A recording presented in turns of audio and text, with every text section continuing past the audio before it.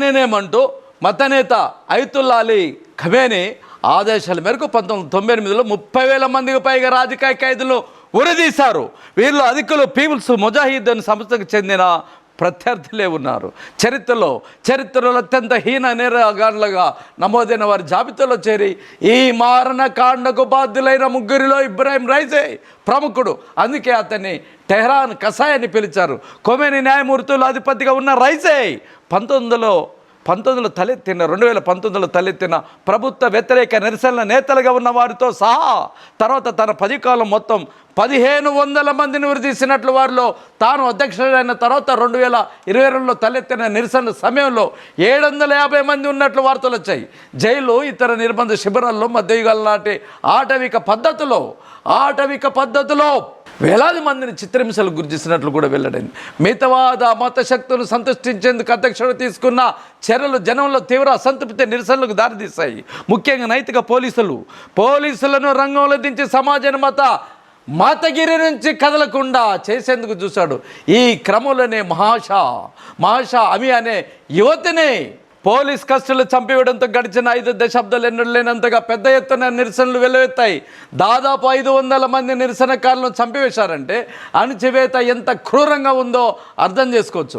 వందలాది మంది జాడ ఇప్పటికీ తెలియదు. వారిని కూడా చంపేశారా, జైలులో ఉంచారా అన్నది కూడా స్పష్టం కాలేదు. హిజాబ్ ధరించకుండా ఇస్లాంకు వ్యతిరేకంగా వ్యవహరించిందనే ఆరోపణలతో మహాషా ఆమెని నైతిక పోలీసులు ఆమెకు నీతి పాఠాలు బోధించే పేరుతో ఒక చిత్రహింసల శిబిరంలో ప్రాణాలు తీశారు. ఈ సందర్భంగా ఇబ్రాహిం రైసీ మతాది నేతకు చూపిన విధేయత కారణంగా ఖమేనీకి తగిన వారసుడు అతనే అనే అభిప్రాయం కలిగింది. ఇక్కడ గమ్మత్ ఏంటంటే తేడా ఒకటేనండి.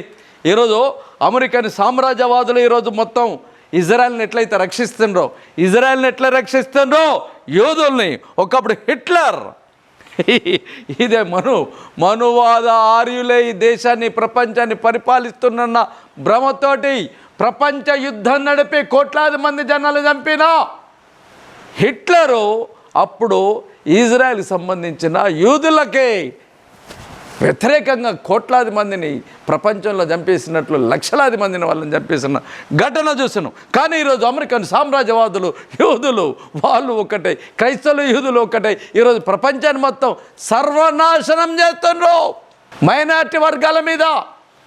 కానీ ఇక్కడ చూడండి, ఇరాన్ నుండి వచ్చిన ఆర్యు ఉంటే ఇరాన్ ప్రాంతం నుండి వచ్చిన భారత దేశంలోని పాగేసుకున్న ఆర్యులకు సంబంధించిన ఉన్మాదులు, హిందూ మతోన్మాదులు. అక్కడేమో ఇబ్రాహిం రైసీ ఏమో అజాబ్ అంటే ఆడపిల్లలు గుడ్డలు వేసుకునే విషయంలో తీసినందుకు అక్కడ కూడా భారతదేశంలో కర్ణాటక పరిసర ప్రాంతాల్లో హిజాబ్ వేస్తున్నందుకు గొడవ. మతోన్మాదం చూడండి, పెట్టుబడిదారుడు సామ్రాజ్యవాది తన ఆఖరి ఆయుధం మతోన్మాదానికి ఒక దేశంలో ఒక తీరుగా ఎక్కడ ఎట్లా సెంటిమెంట్ ఉంటే ప్రజలను చీల్చి చెండాడానికి, ఐకమత్యం లేకుండా, యూనిట్గా లేకుండా, ట్రేడ్ యూనియన్లను పెట్టుకోకుండా, సభల సమావేశాలు పెట్టుకోకుండా వాళ్ళ ఆర్థిక పోరాటాలని బలవంతం చేస్తూ బలంగా వాళ్ళు తయారు కాకుండా విడదీయడానికి కుట్రలు కుతంత్రాలు ఒక్కొక్క దేశంలో ఒక్కొక్క పాచిక ఒక్కొక్క ఎత్తుగడ.